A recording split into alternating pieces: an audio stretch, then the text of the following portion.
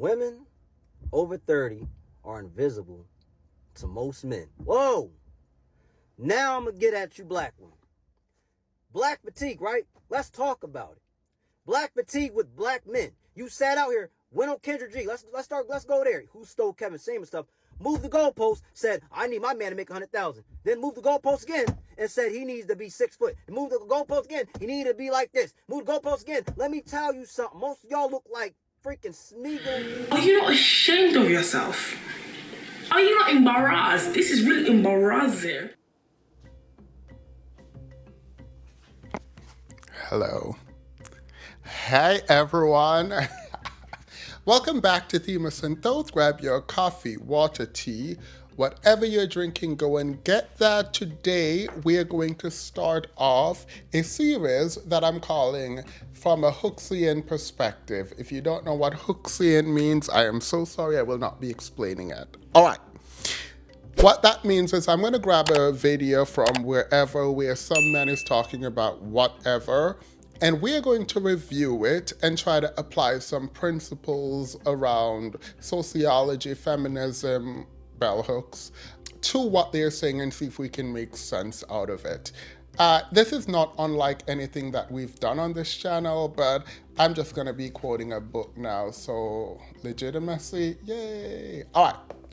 The video that we're going to be watching today comes from, I will not say his name, so we'll just hear what he has to say. Women over 30 are invisible to most men. Whoa!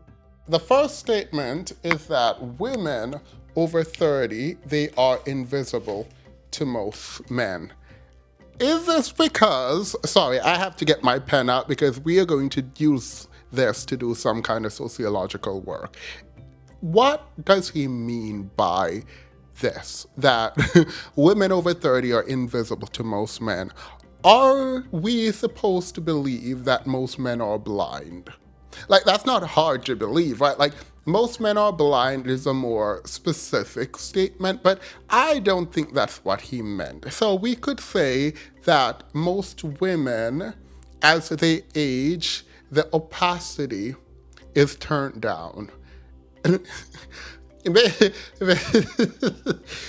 he means that women actually become invisible, but I don't think that's what he meant. So, does he mean, and the last option, which I believe is what he's saying, that he is leaning very specifically into ageism, a kind of misogyny that makes women feel bad about themselves. As you age, you become less valuable, and thus ageism becomes central to the discourse that we are having. And we can have a better conversation, I think, about ageism if that is in fact what he's talking about. Ignoring the kind of upward bound limitation he has on age without having a similar downward bound restriction on age. There isn't an invisibility for people who are younger and younger and younger. There was no age restriction or cutoff there.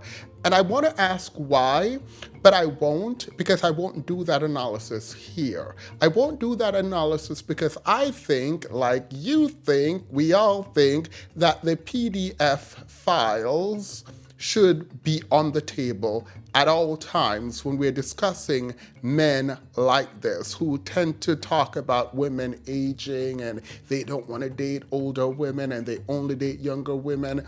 There's never really a cutoff on the younger end, and I do think we should not ignore it. We should always have in the back of our minds the idea that the PDF file is on the table and we need to watch them, maybe even lock them up, remove them from society, if you will. So that should be hanging in the ether. Now to the claim that women over 30 are invisible to most men. I think what he fails to understand is that a lot of women would actually love this. I think a lot of women would actually love to be invisible to most men because that would reduce the instances of abuse that occurs for a lot of these women. The women are metaphorically choosing the beer over men, and some quite literally would prefer to be in the woods with a bear that they can hide from rather than being there with a man. So I do think that is interesting that he is pointing out that a lot of women are invisible while women are begging to be invisible. On the flip side of that, however, is the lonely man epidemic. So you're telling me that in a world where there are papers and papers and research upon research trying to analyze the effect of loneliness on men, that these same men are saying women are invisible while also unaliving themselves because they have no access to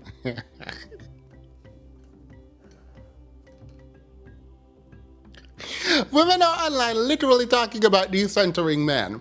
If you thought for a second that these women are invisible, the women trying to decenter men, the birth rate in Korea going down, women not wanting to have children, women getting their career and saying they don't want to be bothered with men, women getting divorced and then saying they do not want to get married, I think you are going to run up against statistics that says the direct opposite of the argument that you're currently trying to make. We have to understand that this video is ultimately not about reporting on truth. A man in the video is not just attacking women. I think he is attacking women. I think he wants you to feel something, but that something is what I want to talk about today from a hooksian perspective, not quite yet, but getting there. I think that this person wants to be seen. He is begging to be centered. He's begging for women's attention. And as a platform that has predominantly women watching me, I decided, let me try to give him the attention he so desperately wants from the women he so desperately wanted.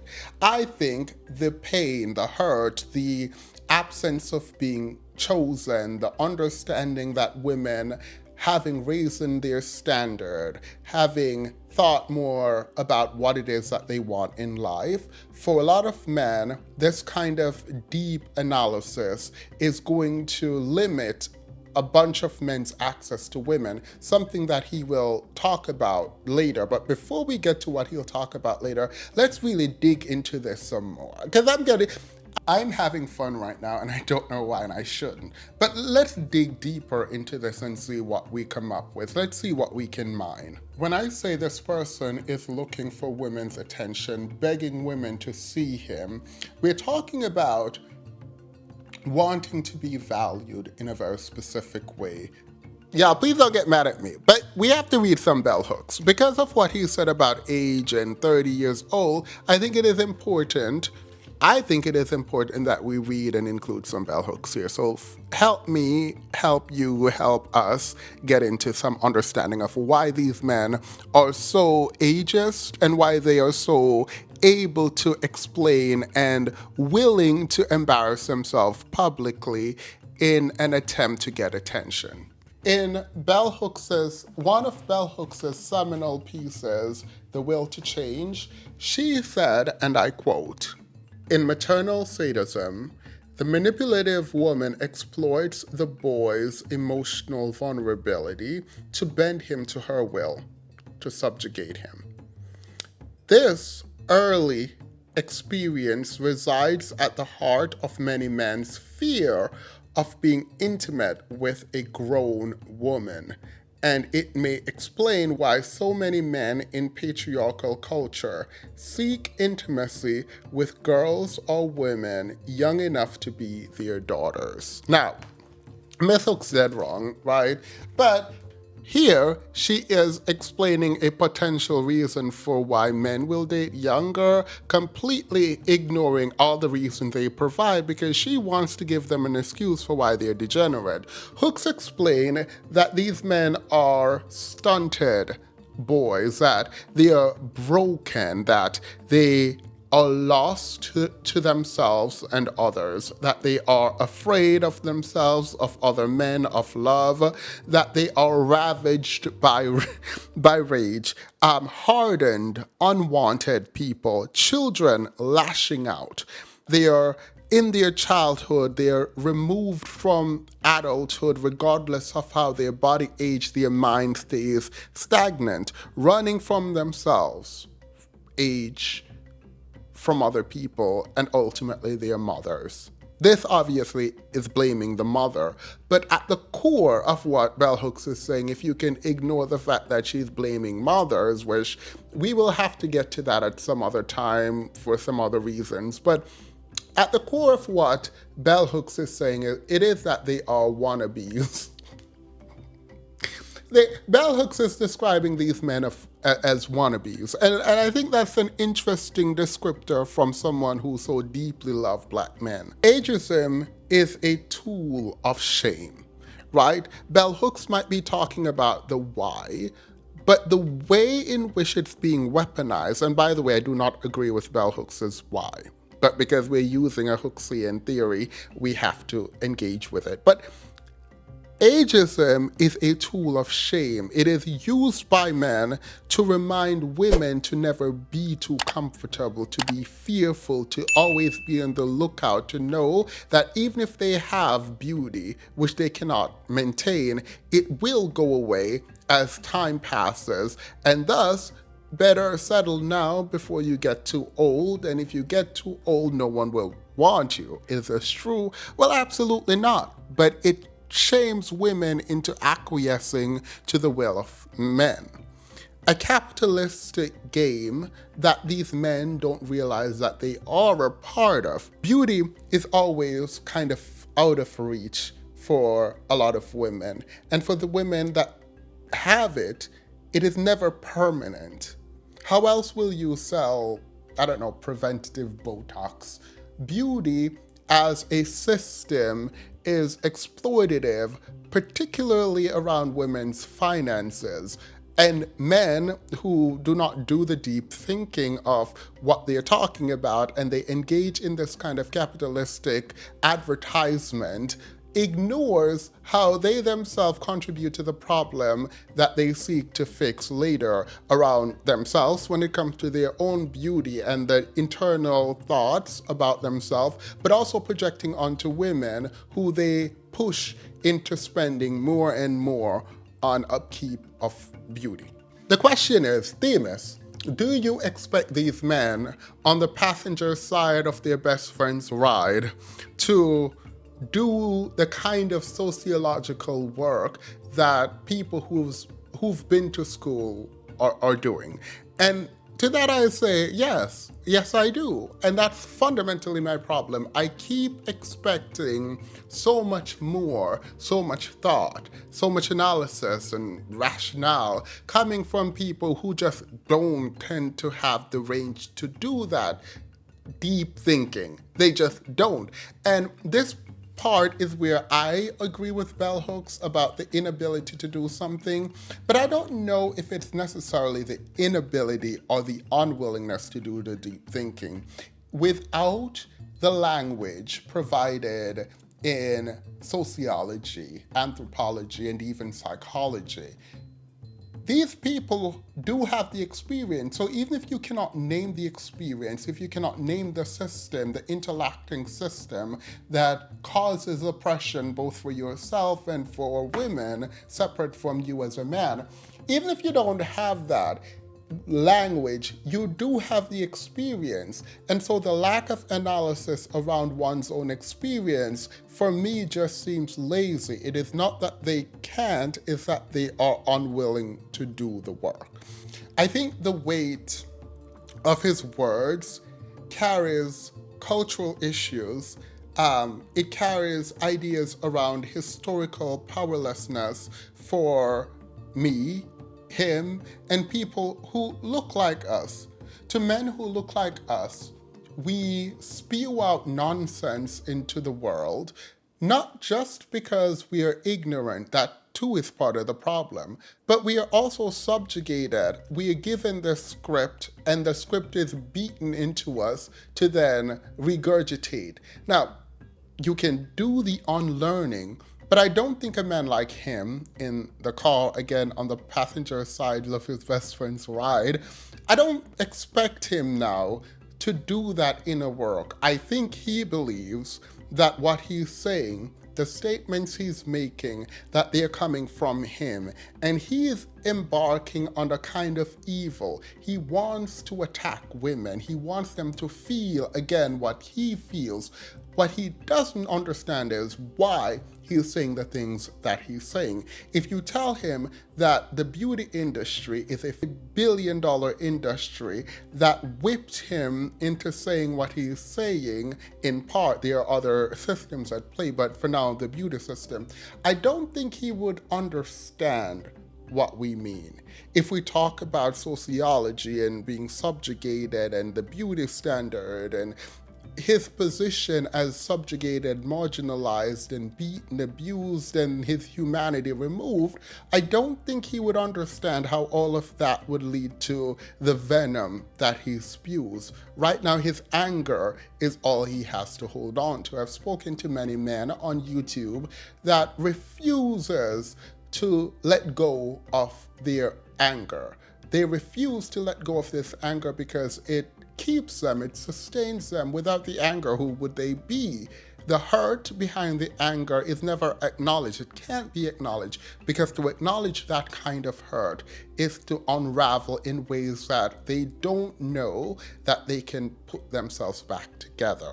And that is unfortunate. That, for me, is the only kind of empathy coming from bell hooks that I lash onto. I can understand feeling inadequate, that you have failed in a system where you have no power. It is no wonder that people with no foresight or ability to understand system and take charge of systems don't have power within that system.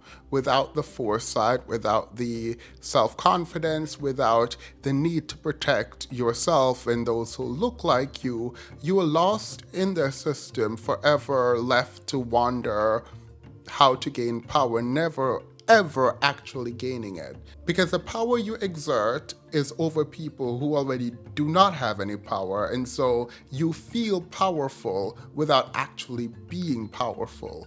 You are never challenging any meaningful power ever. You just challenge those without power. And that's unfortunate. Let's hear from him further about this theory he has.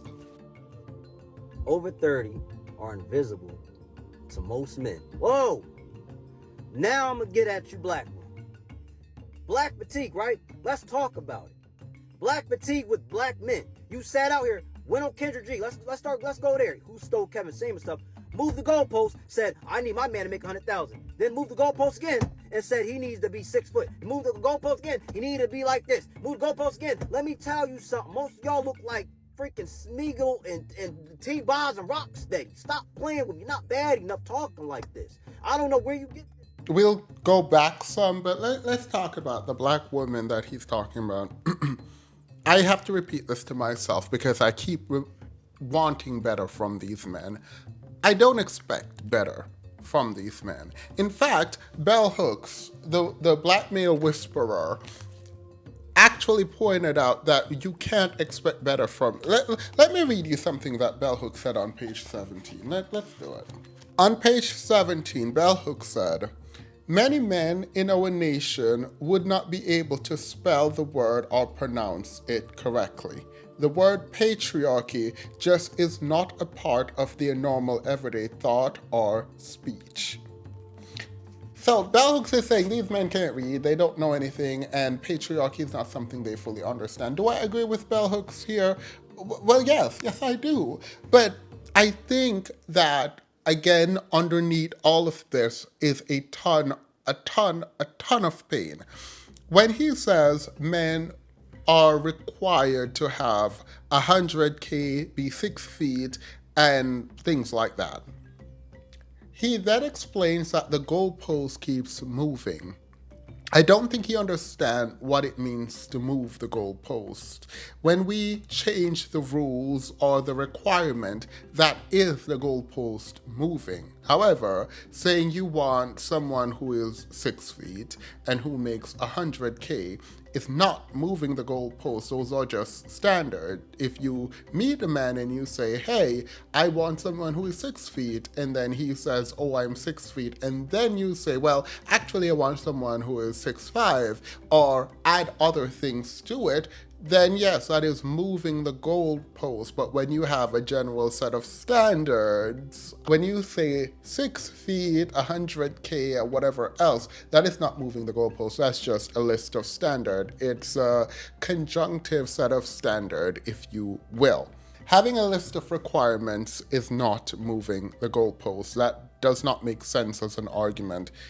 Because you are not 6 feet and you don't make 6 figures doesn't mean the goalpost has moved. It just means you just don't meet the standards. There are many men who are partnered, mind you, who do not make 6K. As he pointed out in his video, this is the percentage of men who make this much is small. Therefore, we would not expect to see a lot of men who are under 6 feet and makes under 6 figure partnered. So they might just not want you, and they're using 6 feet, 6 figure as a way to remove you from their dating pool. It just might be that. You aren't partnered not because of how much you make and how tall you are. I can promise you that. There are a lot of men who are 5'8", making under 60K that have partnered. In fact, you said black women, so let's talk about it for a quick second. Statistically, and unfortunately, black women, the women you called out, are the most likely to date below their station. And that's an unfortunate reality, both as a reality outside of your argument and for your argument. The idea that you need to come online and tell women that they want too much seems odd, particularly if you go on to drag them, which you do. You obviously don't want these women, so why does it bother you if they want men that are better than you? Does that make you feel inadequate that the women you think that you would not want you and actually want someone you perceive to be better than you? Does that hurt? I can imagine that hurts, but that's not your problem. Just go find the woman who will like you for you. I think before I go, let me finish the thing. Let's play the thing all the way through. And I do actually want to go back to the ageism thing. Women over 30 are invisible to most men. Whoa! Now I'm gonna get at you, black women. Black fatigue, right? Let's talk about it. Black fatigue with black men. fatigue with you black sat men. out here. You sat out here. Let's go there. Let's go there. You stole Kevin Samuels stuff. Moved the goalpost. Said I need my man to make 100,000. Then moved the goalpost again and said he needs to be 6 foot. Move the goalpost again. He needs to be like this. Move the goalpost again. Let me tell you something. Most of y'all look like Smeagol and T-Bombs and Rock Steak. Stop playing with me. Not bad enough talking like this. I don't know where you get this from. I don't know where you get this from. I really don't. Like y'all don't go to the gym. It's like y'all wear fake eyelashes and you looking like the alphabet. I'm just saying. And then who I don't have problems with. And then on top of that, you sit out here disrespect men. Tell them they're not men. They don't make a certain amount. Only 10% only make 100,000. So what are you talking about? Okay, so one, you're still a man if you don't make a certain amount of money, and I am so sorry that you feel that you are not a man because some woman told you're not a man because you don't make as much money. But I want to double tap, ignoring all the trash that he just spewed, the venom that was coming out. And I want to go back to the ageism thing, because something that women have been saying, and Just with the mess, encapsulated it very well in a statement that she made, a very unfortunate statement that she made. She said that her superpower as a woman is her ability to have children. And I didn't want to include this, but I think I would be kind of dishonest if I didn't. Because in his argument about younger women and wanting younger women, there is also an argument bolstering this about fertility. And ignoring him now and getting to the superpower conversation around women and having children. If you believe that, you believe that. And I'm not telling you not to believe that.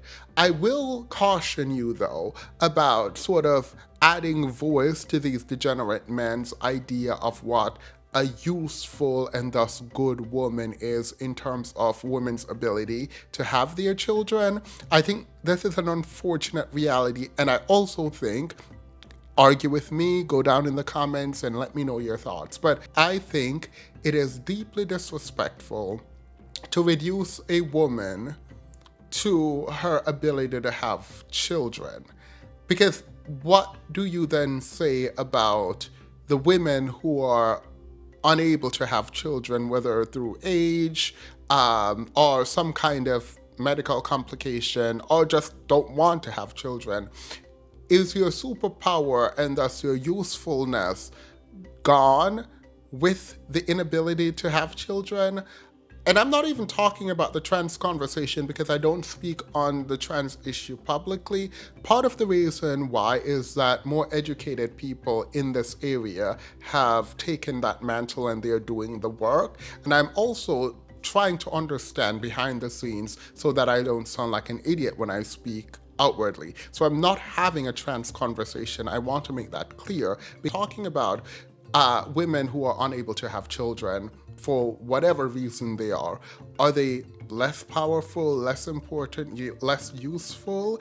Are they less women if they can't have children? I do want us to contemplate that, because sometimes we say things in the heat of moment that lends credit to degenerate men like the one we're talking about.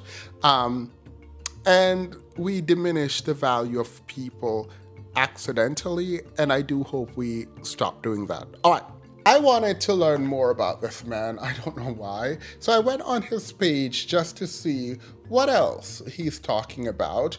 I'm not going to analyze this video, but he did say something that I find important to bring to the forefront. He said the following. Let me play it, and then we can end. You see what happens when you smile? I saw all of these videos on TikTok with white women and black men. Black women. You see what happens when you smile? You see what happens when you don't smile or don't respect us, like in public or at school or at work? You see what happens? You see what's going on right now, white, and then you telling white women, oh, why are y'all with them? How are y'all getting these good brothers? How are y'all sitting out here getting black men? Like, what are we doing wrong? What do you mean what are you doing wrong? You've been doing it wrong for over 20 years. You strong, independent, and don't need us, right? You don't need the good ones. But see, this is what you was doing. You was going to go get Pookies and Ray Rays, yo, homie, yo. But see what happened? It caught up to you. White women been telling y'all. Now white women are saying, don't you tell us how to do what your men did, because you wasn't doing nothing. Because us successful black men, we have the options. But see, black women over 30, y'all don't have the options. You strong, independent. When he said good men, he pointed to himself. I don't know why. I don't think any good man will be speaking that way online. I don't think any man with a job would be speaking that way online, or a legitimate job. However, I do want to point out that if white women give you peace, as the title suggests, I feel like you should just go rest in your peace. Right? Like, if these women give you peace, I feel like you just go where peace is given. Now, there are men like this. There are more that I don't want to include, but I'm sure they are I hope they are at peace.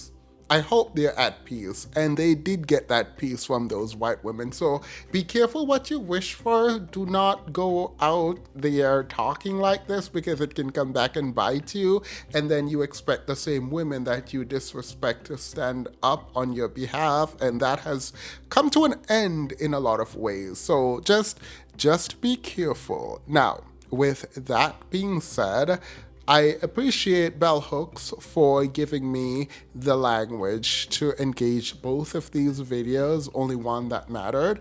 Hope you all like this. Remember to like, share, comment, and subscribe. I will continue to provide some more of these videos and engaging with them, taking what seems to be idiotic statements and really engaging with them to see if we can come to some general understanding. Underpinning all of this is a lot of pain for a lot of men in a system that marginalizes black men in particular. I think there is a grasping of at power. There is a recognition that marginalization comes with a kind of disdain from the general public, and these men are aware in part of their own marginalization, the boots on our collective neck, and I don't think they know what to do without it, too afraid to fight a system and stand up against real power. I think a lot of them are pushing off their anger, their hatred, their rage, if you will, onto the people closest to them in terms of proximity and love, and who they deem to be weaker than them physically and in terms of voice. What they don't realize is when you push those women away who've been there in your corner, you are left with nothing and no one. And that kind of pain, the pain of being marginalized, unheard, unloved, uncared for, is only amplified when the one person, the one group that has always been there for you decide to leave. I guess that's a word of caution. In any case, remember to like, share, comment, and subscribe, and I will see you again later. Bye! Also, I go live on Fridays from 6 p.m. to whenever. If you have an issue, please come and we can talk about it. Again, I go live on Fridays from 6 p.m. to whenever Eastern Standard Time. All right, have a good one. Bye for real this time.